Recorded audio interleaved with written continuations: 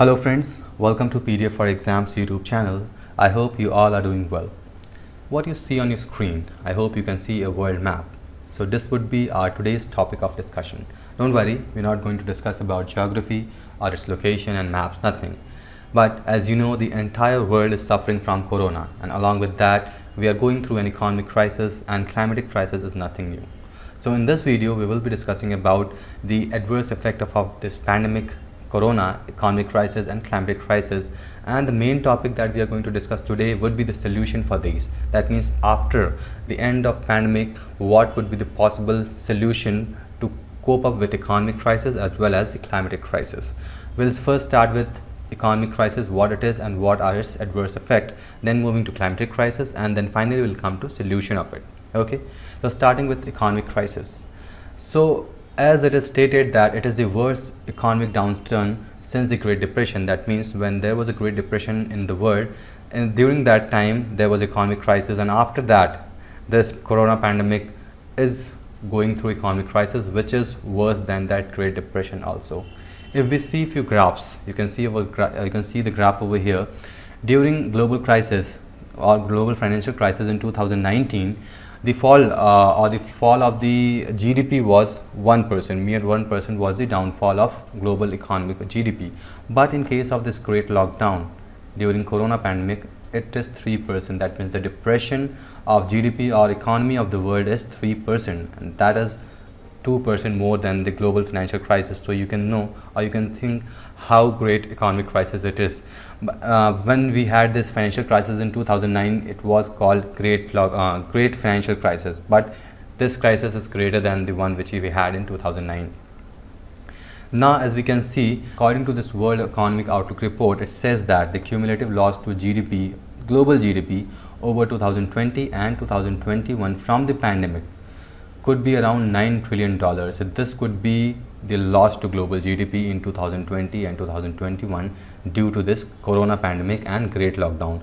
And why we are facing this global losses? The main reason is that it is very clearly known that during this lockdown, all the financial activities, all the industrial activities, all were shut down. There was no movement.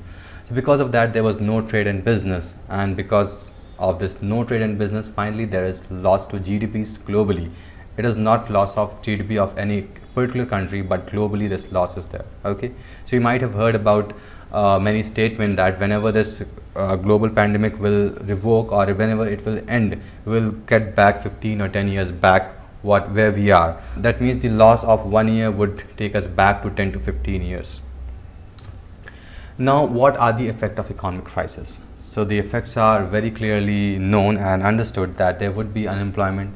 When there is economic loss or any company is not running and functioning, they can't pay their employees, so employment rate would increase, more people will get unemployed, there would be fall in income, and those workers who are working, so for example, at present if you are being paid 50,000 per month, your salaries might reduce because there is no work left with the companies. Rise in poverty, the people who are not working, who are not earning, will be living in poverty. They won't be able to survive because they are not earning and they are not getting food to eat. Fall in asset prices will decrease. For example, if you want to purchase any stocks, houses or buildings, the prices will fall, of course, because no one would have money to purchase or invest in these things, because survival is the first priority in case of these economic crises or any kind of crisis which we are facing. Inequality and increase in relative property, higher government borrowing, that government will also need to borrow more money from the other countries, whoever have. That means developing countries may borrow money from developed countries and so on. Permanent loss output. So there are many adverse effects of this economic crisis that is very known and understood. Moving to climate crisis. What do we understand by this climate crisis? We know this very well. It's not new, nothing new. Climate crisis is nothing new. Global warming is also termed as climate crisis. And we can see, if you see few charts and data, you can see since 1990 global warming has been drastically increasing, and because of this the average temperature of earth is being increasing, and this is affecting our biodiversity very drastically. Many species are becoming extinct.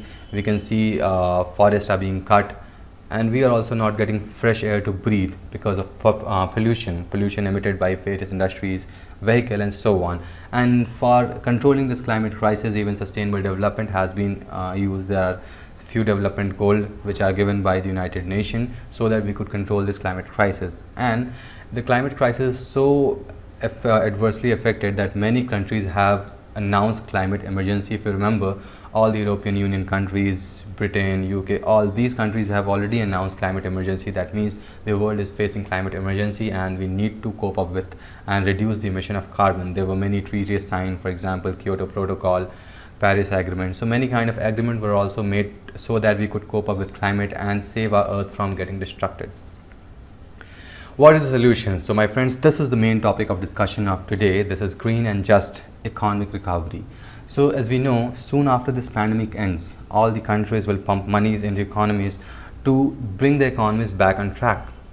This is very obvious and all countries have to do. They will have no option, as we know, and we have seen earlier that the GDPs are being downgrading very fastly. That means the rate of downgrading of these GDP are very fast, and to bring them on track, governments are going to work at very fast rate. But if we don't notice the climate is going to change adversely. So climate is the main topic of discussion. That means we should invest, the government should invest in such a way, they should make policies which could save our environment along with recovering our economy, which is downgrading very drastically. Okay. So the solution for this, as we have seen, picking policies and investment that phases out dirty industry. And what are these dirty industries? The dirties which include use of oils, fossil fuel, because these industries are responsible for emitting most of the carbon dioxide in environment, and ultimately this carbon dioxide leads to global warming, which tends to increase temperature of our earth. So these dirty industries has to be phased out. That means their use has to be increased, and transition, we have to transit to emerging industries like renewable and electric vehicle.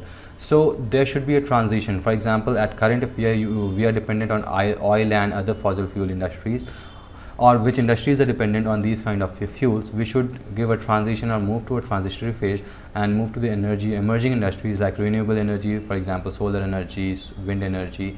So these energy should be given priority over these fossil fuel type of energy, and electric vehicles should be promoted. These designing should be done so that emission is reduced and new type of industries are built. For example, at present, if any industry is investing or making vehicle using these fossil fuels, but in future, and how these fossil fuels are used, because any company or factory which are using to produce by using machine, they use electricity, and these electricities are ultimately produced either by coal in hydroelectric power plant. We know the process of producing electricity. They are being produced by hydroelectric power plant, solar segment, or wind energy. There are many ways, but most of the energy produced in our country or globally, it is help of this hydropower plant or else nuclear power plant, which are not very safe. So we should move to these kind of this renewable energy for producing electricity, which would ultimately shift our industry, the oil or fuel based industry, to renewable source of energy. Okay. Now, why is the question, why should anyone or any government invest in those kind of policies? So the reason behind is that, so this I've already told, that most of the economies will take steps to bring economy back on track, and in this process they won't take care of in this process they won't take care of climate, and that will adversely affect the climate, which would take us back in case of climate crisis. For example, at present, during the pandemic, we have seen that environment was very clean, environment was healing, there were very less air pollution in the air. But as soon as this pandemic gets over, all the countries will get back to work and even faster rate at it was working in past. So the climate crisis will increase. Now, where should these policies or investment should be done so that proper economy recovery can be done without hampering our environment? So those industries or those segments could be transportation, green buildings, smarter power, zero waste economy.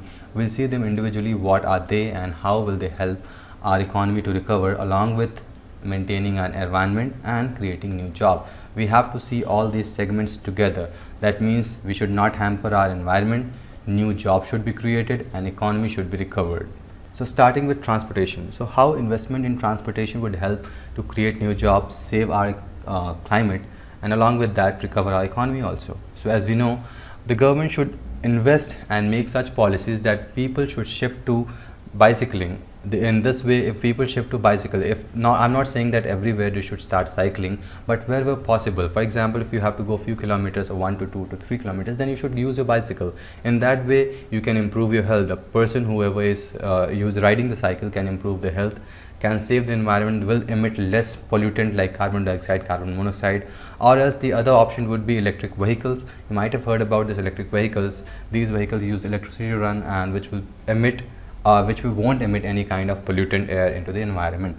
And creating these kind of industries, for example, creating new industries of bicycle or these electric vehicles, will create multiple jobs, because these technologies would be new and new people will require to work in these segments. I'm not saying that all these segments, all the industries which are already existing, they should be closed, but along with that, investment should be done in these sectors so that new jobs are created. Along with that, we are saving an environment, plus we are maintaining our health. There are triple benefit in these kind of policies and investment.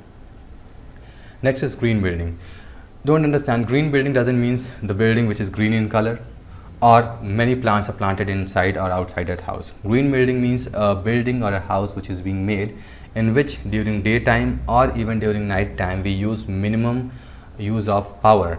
So that means if these windows are made in a proper direction, if there is an alternative source of electricity, for example, they use solar panels, and if houses are illuminated from the wall so that during the cold they don't feel cold inside, and during summer season they don't feel hot inside. So the construction should be done in that manner in which minimum use of electricity or power is required. That will also, these kind of building will protect our environment by using less electricity, and new technologies has to be developed which will again create new kind of employment, because new skill set is required in building these kind of houses. Next is smart power. Smart power means the power which use renewable resources like solar energy, wind energy. So we should switch to these energy, although at many places these kind of energies are being used, but it should be expanded and should be made more than what we are using. For example, at present if we are using more hydroelectric power plant or coal based power plant, so that should be shifted, or these renewable source of energy should be used more than those kind of powers. Next is zero waste economy. Zero waste economy is a kind of reuse, recycle, reuse. So if we see over here, extraction of resources are done from this place, production is done in industry, and after that production finally it goes to consumption. After consumption, there are few waste which are deposited, and those waste could be collected and recycled. Every waste can't be recycled, but there are certain waste which can be recycled, like paper, and there are many. If even these days plastic could be reused in making roads. So there are many waste products which can be reused. So this would give zero waste to environment. In this way our environment will be saved, and new products could be made from the waste material. And if this new products has to be designed from waste material, new technologies has to be built and new industries had to be built.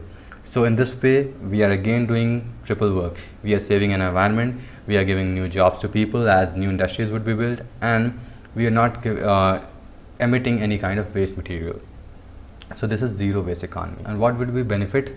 So benefit is also very clear: economic growth, new jobs will be created, as we have seen in every segment, either it is transport, smart housing, green housing, smart energy. In all the cases economic growth were there, new jobs were created, decline in emission was there, and health benefit is also. So there is also health benefit in many segments. So this ends the video, and from this topic you can get questions in your mains. So they can ask you, after the end of this corona pandemic, what could be the possible way of recovery of economy without hampering the environment, or they can ask you what could be the possible way to protect our environment after this lockdown, when governments are going to work at faster rate. So this is all about today's video. I hope you have understood this video. If there is any queries or any question in your mind, you can always ask in the comment box. Thank you for watching. See you next video. Till then, goodbye.